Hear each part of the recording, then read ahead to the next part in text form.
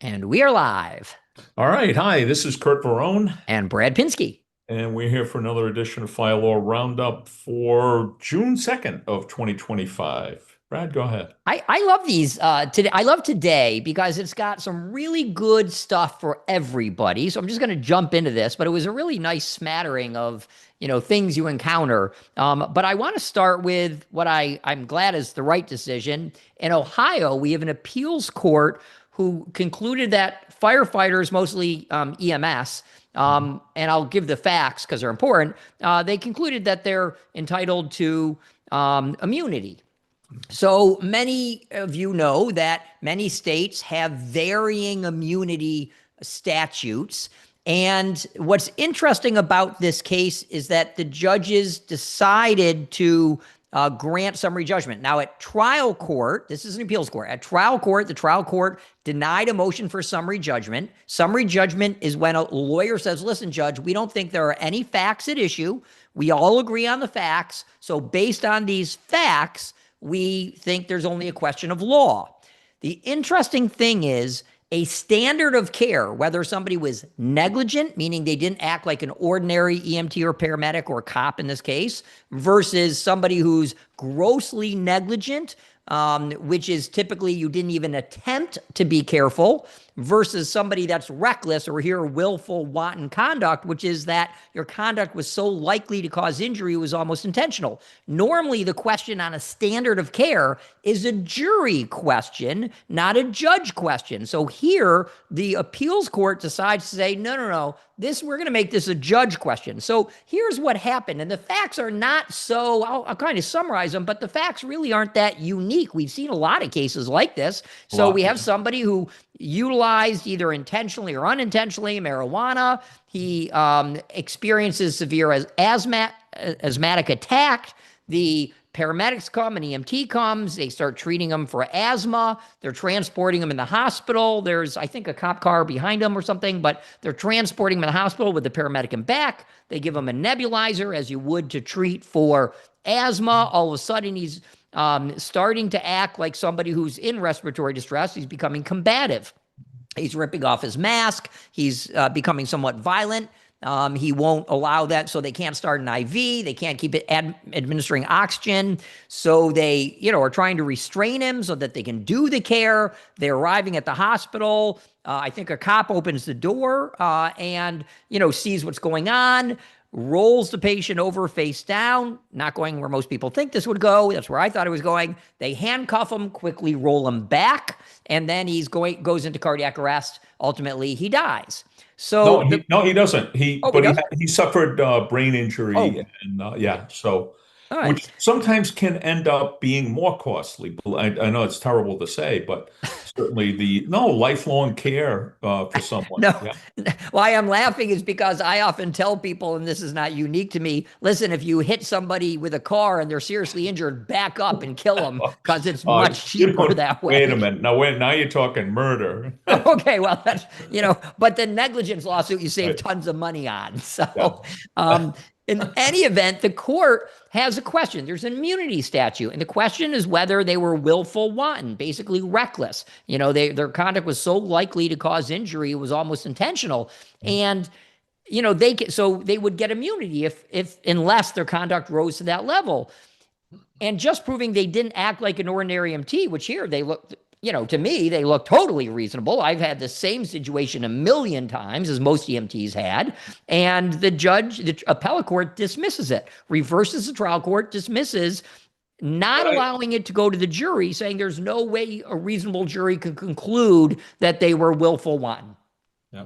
I included all the facts, the relevant facts that were in the case in the blog post, because I think that firefighters get it. Like you just said, if you've been doing this for any length of time, you've been in this situation. Many times, yeah. Literally, they're with this person for 10 minutes total from the time they got on scene to the time he's delivered to the emergency room, 10 minutes.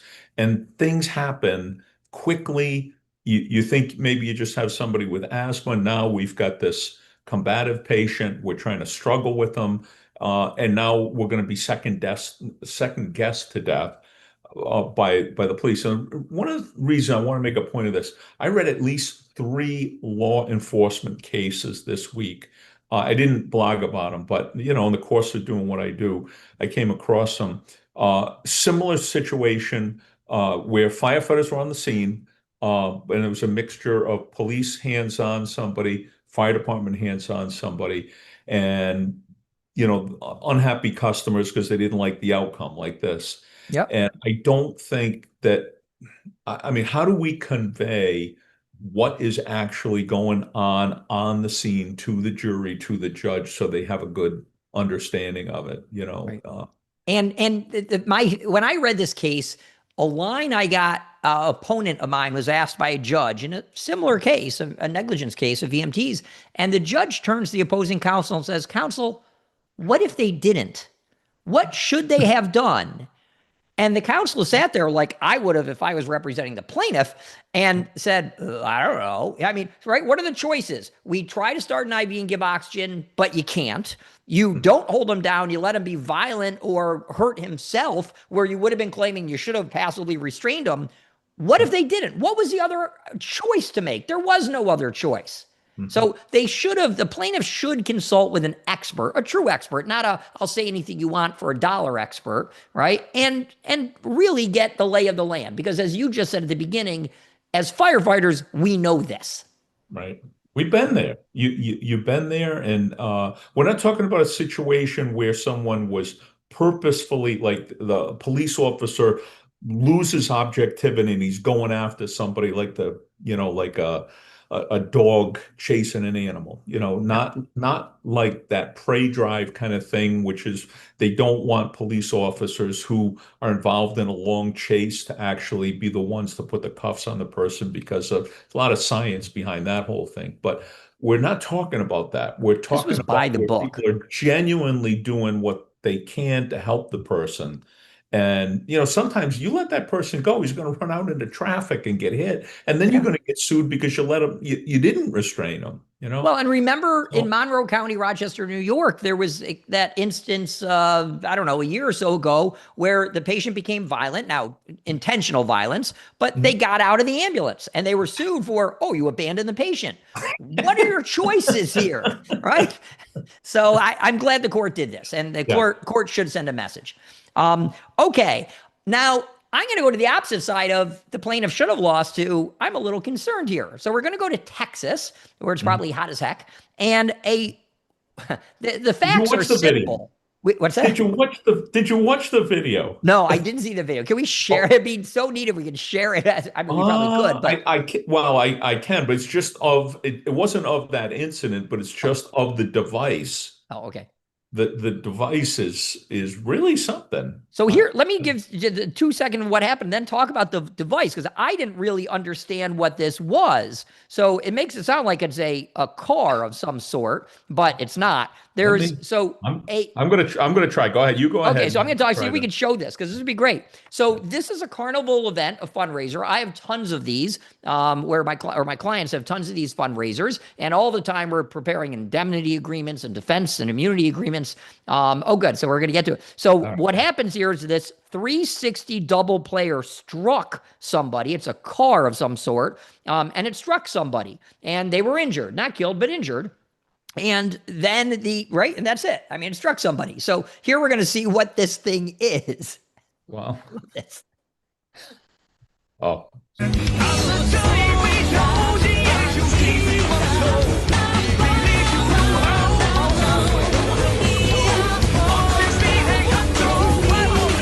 That'd be fun enough.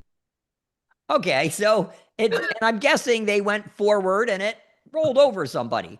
Now it's highly lit up, at least that one. But was there alcohol involved? it's a carnival, of course there was, and but was it roped off? Was it, it raises some good questions. So on its face, this is a fairly valid complaint, right? You didn't take enough safety protections to stop somebody from being hurt. Now we don't know all we know, maybe this person, right? There's always another side. Maybe this person was the one trying to get into it and it rolled away. Who knows? But in any event, she was struck by it, and we'll see the other side. I'm surprised this had to go to a lawsuit if there was a good or if there's no defense to it, because you think the insurance company would have said, okay, we'll just pay you. Yeah, and this raises, we've talked about immunity already, and one of the exceptions for many types of immunity, whether it's sovereign, particularly sovereign immunity, some statutory immunity, is when government is engaged in a proprietary function. And a proprietary function, it could be fundraising, but it could be something that's of a nature that private industry may engage in. And so you can potentially lose immunity protection here. And I don't know if maybe that's what they were hoping for. And I don't know I can't Texas imagine there's any specific law. immunity for this, right? Well, some states, if government is involved, there is, but many of them, they basically draw a line between governmental function and proprietary function. If it's proprietary, like you run a parking garage, you run a golf course, or other things where Right. you're actually engaging in economic activities, you lose that just for that activity, not for everything, but just for that activity. Yeah. Yep. So anyway, we'll see the answer soon, right? Okay, now this probably is one of the most important cases in some way we'll cover for the day. So we're going to go down to Orlando, Florida, where Mickey Mouse, no, not Mickey Mouse. So where we have Well, district chiefs sued, stating that they were entitled to overtime. This is not in any way unique. We see these cases. We've talked about these cases. You have a ton of cases on your database. And so they've claimed that they are exempt from overtime. And the important part about this case is the analysis which the court goes through to make the determination that they did. Now, this is a first level court. This may be appealed, may not. But these are district chiefs, and they claim that the Fair Labor Standards Act, the FLSA, would might make that does not make them hourly employees, but the court did not go so far as to say that they are in fact exempt. it's And a little more nuanced. If you want, yeah, sure, yeah, because I'm familiar with the issues here. Um, Historically, and sort of in general industry, if you think about everyone who is employed, there are three big exemptions. We call them the EAP exemptions: executive, administrative, and professional exemptions. And then there's actually a fourth one now, highly compensated exemptions. And these are three, they're really referred to as white collar exemptions from the FLSA overtime requirements. And typically this would be like your CEOs or high-ranking executives would qualify under the executive. The administrative would be other people in the organization that are non-manual types of employees. And then professionals would be attorneys, doctors, engineers, and someone with a degree and licensing requirement on it. So, and then highly compensated, I think it's over 106,000. It was 100,000, and they've got some sort of a statutory increase annually that goes up. So, bottom line is, you've got these exemptions, and the question is, are line chiefs, in this case in Orlando, district chiefs, are they are they blue collar employees, okay, manual laborers who are supervisors, or are they exempt executives? Are they white collar exempt executives? Okay, so that's sort of number one. Because of a lot of the cases that had been coming up over the decades, the Department of Labor, I think it was in 2004, went issued some regulations called the first responder regulations, which sought to clarify some of that. And because there were cases all over the board, there were cases saying deputy chiefs were hourly employees. There were cases saying lieutenants were exempt executives, which just didn't make sense. It was just all over. So the Department of Labor sought to clarify that. And they basically said, if you're involved in manual labor, if your job is to respond to fires and emergencies, then you're an hourly employee. And if your job is not to, well, then the normal rules apply to you. And so what we've got here is an early motion in this lawsuit. The city filed a motion that they wanted the judge to determine that the first responder regs did not apply to them. And the court agreed that the first responder regs, and I'm not, I don't know if the judge misunderstood the law, or maybe I'm misunderstanding it, but the judge basically ruled that the first responder regs do not apply to them. And the reason I say the judge may have misunderstood, or possibly the city's attorneys, because they were talking about the administrative employee exemption and the highly compensated, and they concluded the highly compensated are not wouldn't apply because they don't make enough to By qualify. $1, wasn't it? Yeah, $1 So less. you got to So, beg the question, was that intentional or not? well, now this was a stipulation.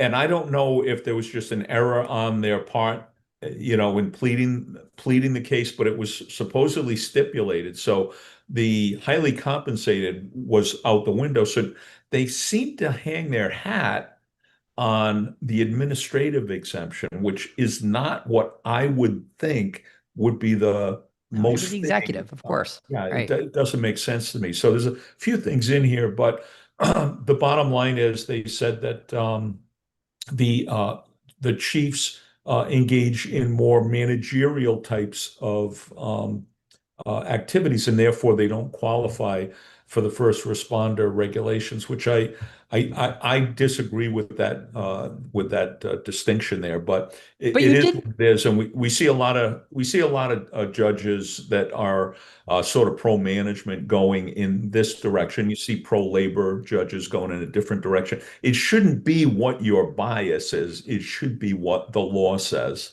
And I don't think the first responder regs could be much clearer.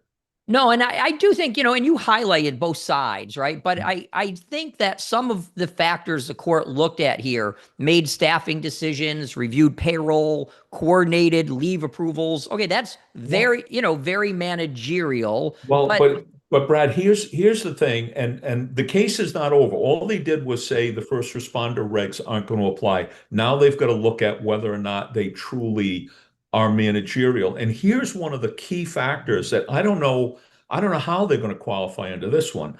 They have to have what's called discretion with regard to matters of significance. like hiring, firing, discipline. Well, not just that. Well, certainly hiring, firing, but district chiefs are not going to have that. Even the Uh, fire chief may not have that. right. So there's some leeway in there for municipal executives. Okay, but like a district chief cannot say, I think we're going to staff the ladder truck with 7 people tonight. Right. You don't have that kind of discretion. You have discretion that you can call for an additional alarm, you can call for additional resources. You can't say, oh yeah, we're going to go with 6 tonight instead of 4. Right. Or, well, we're going to drop to 2 and instead of 4. You don't have that kind of discretion. And that's when the FLSA was written, and as it's been interpreted by the Department of Labor, when they're talking about an exempt executive, they're talking about somebody who's got the discretion. You own your business, I own my business. If I want to pay somebody more, or I want to hire somebody, or I want to staff my truck with 6, I can staff it with 6. I own the business, Right. or I pass that on to my managers. District chiefs don't have that kind of discretion. Even the shift commander, and I don't know if the district chief is shift commander, they don't have that kind of discretion. And they're really twisting the law to reach the outcome that they want to get in some of these cases. And what makes part of this hard for a fire department is that we have a collective bargaining agreement, which removes a lot of power, right? It just, you don't have the power just to discipline. You can recommend discipline, you go through a process, but, Brad, if at 3 o'clock in the afternoon you want to go play golf, okay, do you have to check with anybody no, I don't, right. But a Other district than chief Nicole? for you, of course. Other than Nicole, and you got to call your caddy and make sure All your right. caddy. Okay. But you don't have to. You just go. You Right. go, and then you make it up if you're going to stay a little bit later, whatever. But if you want to leave at 3 o'clock in the afternoon, you go. And You don't do that in the you fire know, service. these folks can't do that. Right. They can't leave because they got to wait until their relief comes in. That's yeah, Right. so again, there's just so many problems with the way that some of these cases are being decided. And I guess I'm showing my bias there too, but I Yeah, don't get. I think lastly, to part of your point, if you don't allow overtime, there's a policy consideration. If you do not allow overtime, who the heck wants the promotion? Right. Right? I mean, you said that a number of times, so I'm just requoting you, but uh, why would anyone take a job to earn so much less money unless there's no overtime, which is highly unlikely, unless there's, generally no overtime because you're so well staffed? Who would Mhm. take this promotion? Yeah. I, you know. Okay, Well, let's the fire department could hire additional people so that there was no need for overtime. That would mean, right. basically you have a company that runs with four, you staff it with five or six, and then who's off, and you move people around, and you don't need overtime. Okay. Of course, I've read a fair number, I don't want to say a lot, fair number of studies where they evaluate a city or a department whether it would be cheaper to pay overtime or staff properly. And I will yeah. tell you, it almost always comes out more favorable, in my belief, to pay the staff, not the overtime, but the cities always choose the overtime. Well, they do, and I think there's a. Why don't we talk about it? We've got a couple of minutes Sure. here. And, I'm a little bit jet lagged. I got a 3 o'clock get up this morning, and flew out to Kansas City here. And as we can see, But sitting in a this hotel, not in your bedroom. I am I am, and I know the bags under my eyes are particularly bad today.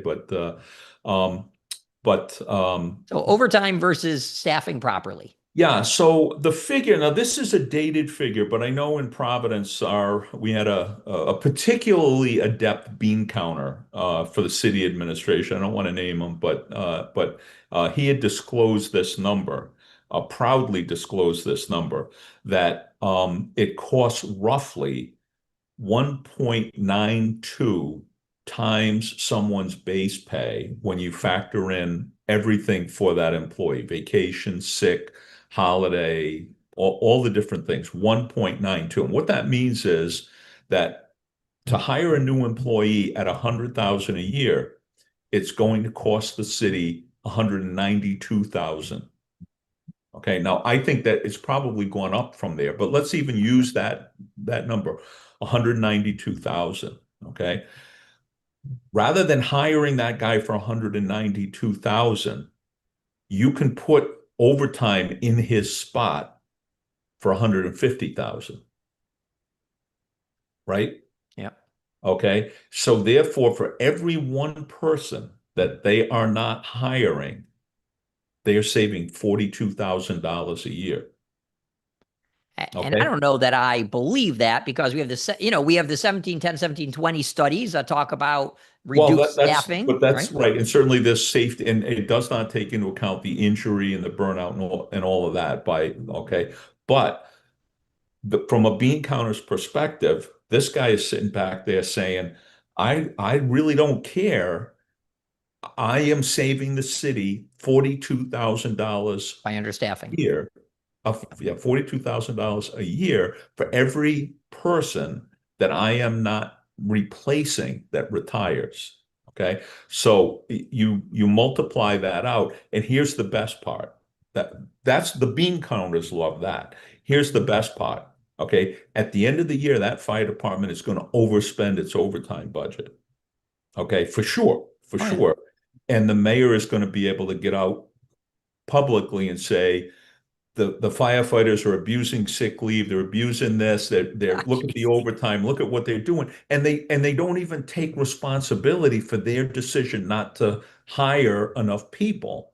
Right. They blame the firefighters, and the firefighters are like, I didn't even want to work. I want to go play golf. I want to go with my family. And you end up with the firefighters looking bad, the mayor looking like a million bucks, Yep. and the bean counter sitting back there, and he's probably going to get a little pay raise from the mayor.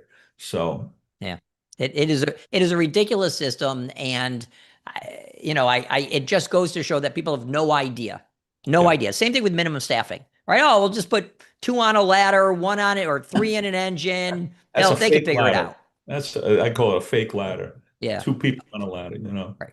What are you going to So do? Okay. And I know a lot of departments have one on an aerial. So, okay. So, now this just doesn't deserve more attention other than to point out we should do this on April 1st, frankly, but we have the court dismissal, although without prejudice, meaning they're free to file again, a pro se, meaning he filed on his own without an attorney, a pro se firefighter who in 2009, so if anyone's thinking, well, wait a minute, how can we file a lawsuit from 2009? If you were in a coma since 2009, you could. Right? But nonetheless, he is seeking $125 million in gold. I love this guy. I'm sorry if I'm insulting you, but not you, we Kurt. talked about this before. I want to quote. I wanted to go back and quote you on this. You predicted that this was going to have an early exit Oh, when we talked about damn it. it. So That's okay. I'm right so infrequently, I'll take another wrong one. But so wow. Anyway, so he claims that 800 pounds of a building fell on him. And the reason he claims this happened is due to race, that there was a black incident commander, and then without reason, a higher ranking white chief took over for that incident commander, resulting in obviously a 800 pounds of fire falling on him. He claims that this case, and I don't know that this is true. I couldn't find it unless you have, that his case is being used all over the nation as teaching. So I tried to find where this video was being used. If I couldn't, I don't know. But the interesting thing is the judge dismisses the case, but says you have so many lies and falsehoods in your complaint that I could sanction you, so I'm dismissing the case. You can refile, but you better address the lies and etc. He says after the 2009 that had brain damage and a bunch of injuries that prevented him from filing. So we asked basically, could you what's called toll the statute of limitations to let me file later? I've never seen, a 15, 14-year tolling here. But he It's does, a he it's a asked for it anyway. bizarre, and I actually have a little bit of sympathy for the kid or the guy, trying to do this pro se. I had a judge tell me one time, I was representing a firefighter who had been handling a case pro se, and I agreed to come in and help him. And the judge said this, and it was 40 years ago, I think, 39 years ago, and the judge said it right after I passed the bar. And he said, people who represent themselves, it's like operating on your own eyeball. Oh, yeah. Like trying to be your own attorney is like trying to operate on your own eyeball. It's just It's impossible. you just can't do it. But he tried to do it, and I'm going to speculate here. I think he may have tried to use AI. And for those of you who have never tried AI, you can't trust AI. It will Not give for you these law. quotes. It will give you cases that don't exist. It will give you articles that don't exist. And when I had to try it for real, because I just wanted to try if could it, predict the answer, it quoted from the losing side and said, this is the law because it can't tell the difference between the winning side and the losing side. So that Yeah. they quoted the losing side as the law. And that's what I see. AI for Yeah, law is horrible. I mean, I think that's where this guy might have gone astray. I mean, I can't believe he just make up something, especially in a court filing, Right. that is he knows is false. But I think he probably did a search. And my nephew is he's a geek, and he's not a firefighter, so he probably doesn't listen. So, but he's a real geek. I mean, he's got a degree in computer engineering, just absolutely brilliant. But he's like all up on AI, totally up. And I said, "How can it give you bad information?" And he laughed. He says, "It makes predictions. It makes predictions based on what it knows, and it predicts like certain courts are going to, say certain things, and certain cases are going to do certain things, but it doesn't have the ability to get to the ground truth on every single thing. It does on many things, but not on And everything." it can't So reason, it can't do comparative. rational analysis. I'm making that term up, but that's what lawyers do. Well, this case says this, but the facts are somewhat different here, so it's not applicable. It's more like this case. Don't ever use AI for a law. Yeah, no, I know it. I know it. But when I read the case, when I read the decision, kind of talking about his coming up with fake cases that don't exist and so on, Maybe that was I it. said, I'll bet he used AI.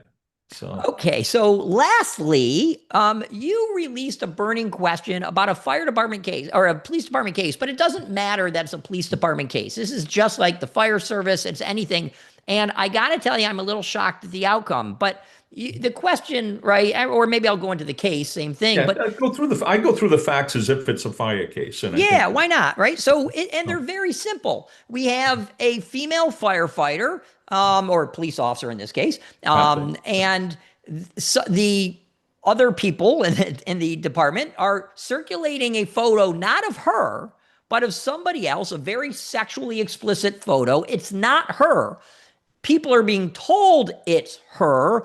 Clearly, mhm. some people who are distributing it must know it's not her, but people are opening it over a series of not just one incident, over many times. It's widely distributed. And so she asked the department, the police department, stop, one, stop them, two, tell them, publicly announce it's not me. And she claims, as most people would, that she suffered mental trauma from this. And the court finds over objections that that does constitute sexual harassment. Right? And let's kind of stop there for a second. What's getting me, and I'm not saying, look, if somebody went around and said, oh, Brad's on OnlyFans, which I'm not, sorry, everyone, but Brad's on OnlyFans, and look, this is Brad, you can't see his face, but look at his What perfectly was toned that? musk. Brad's on OnlyFans? OnlyFans. No, I didn't say I was on OnlyFans. I'm not familiar with it. Go ahead. So you really don't This, know what this OnlyFans? something you and Nicole are on? What's going on No, here? no. So OnlyFans is a porn site where people pay and Oh, people make a ton of money, like millions of dollars. Oh my God. You should read the stories on what some people make. There's some very, very famous people on OnlyFans who've made 40, 50 million dollars, tens of million a month. So, and there are a lot of people, most people who don't. In any event, so it's like saying, well, I'm on OnlyFans, I'm on a porn site, whatever. I'm not. And oh, look, it's Brad. You can't see his face, but you can see his body, his perfectly cut, ripped body. And that's Brad doing all these sex acts. The problem is it's not. It's not her. So what got me is, and I see the court. This is the difference between a liberal court and a more conservative court. The liberal court says, wait a minute, you are alleging that this is this person, that this sexual photo is this person, and you're embarrassing her. And I get it, right? But in truth, it's not her. So that's where I was torn. And I think courts could go either way on this, but it's still not her. Now, if they sued for bullying or harassment, 100% hands down, right? But whether it's sexual harassment, I struggle with. New York, California are all going to find that it was, but it wasn't her in the picture. And why couldn't she simply announce to everybody, it's not me? That's not right. That's not me. So it's so easy to refute. But I'm not. And by the way, if she were watching, right, probably not, police, not fire, I'm not condoning this conduct. I'm just looking at, if it's not you, is it sexual harassment? I mean, you could blurt out the face of anybody. And wait a minute, and this is going to get more realistic. Let me tell you where this is coming in the fire service and everywhere. You can easily superimpose the face on anybody you want and the voice of anybody you want. And by the way, I don't know if you've seen this. Now they can make pictures come alive. They will take a still picture of you and can make it look like you're walking down the street. It's unbelievably cool, but think of the harm that could be done. In that case, if you did superimpose somebody's face over the body, that you created a true likeliness, then I'm on the absolutely, that's sexual harassment. I don't know how much, I didn't see the photo, right, to see what, was it the body only? And we said, oh, we blocked out the face, but I don't know. But don't do it. I'm not saying anyone should do it, but it seems like it was not, to me, I would not have said this is sexual harassment, but I have seen the photo. I'm glad I'm chipping on 18 here, in my career. And I don't know the folks who are younger that are going to have to be dealing with the chiefs are going to have to be dealing with this. We're seeing more and more and more of this. And as you were talking, I don't know if Elon Musk is going to be at the forefront of this, but somebody's going to be coming out with robots. And what happens when you get a human-looking robot that looks like somebody, and you can, like you were saying, they can take your picture and turn you into, well, now they can turn a robot into looking like someone. And now is that a copyright infringement? Is it think Right? think about where that whole thing can go. Now that's probably 50 to 100 years, oh, maybe less, but Who knows uh, with Elon, right? just, but at any rate, this is the challenge that we're facing today with digital imagery, computers and stuff. Who knows what we're going to be dealing with? Voices, calls. I mean, change the facts a minute, right? I'm not trying to give anyone ideas, but change the facts a minute. You can recreate someone's voice with common software you can easily get online now. And I could make a phone call and I could call up, somebody saying, oh, this is, Chief so and so, and you are directed to report now, and blah, right? I could come up with all sorts of ways. Still wasn't the person, but look, it's harassment and bullying. It doesn't matter to me whether it's sexual harassment or not, except for a statute of limitations. But it's harassment and bullying when you're doing that. But this was interesting. And I can 100% see Firefighter is doing exactly or similarly the same thing, because that's just who a lot of people are, right? It's an easy way to screw with somebody, and you're thinking it's not really them, so I'm not really hurting them, right? And to everybody watching, my comment that I don't think it's sexual harassment does not, to me, nobody should take that as I find that acceptable. That is bullying, and it's a horrible, horrible sense of bullying. It's like calling someone gay straight, someone straight gay, someone right. It's changing who they are to suit your intentional bias, and you just can't do that to somebody. So anyway, that was your burning question, and that was unique. But unfortunately, I will bet you in the next year we see something like that in the fire service. Oh yeah, and we've not on the identical facts, but we have seen where folks have been harassed with videos of different sorts, sometimes that have been improperly accessed, sometimes been improperly shared, and the whole revenge porn, saga of a couple of fire Of departments. course, So revenge porn is really them, right? it is, yeah. Well, now based Who on what you were knows? just saying, right?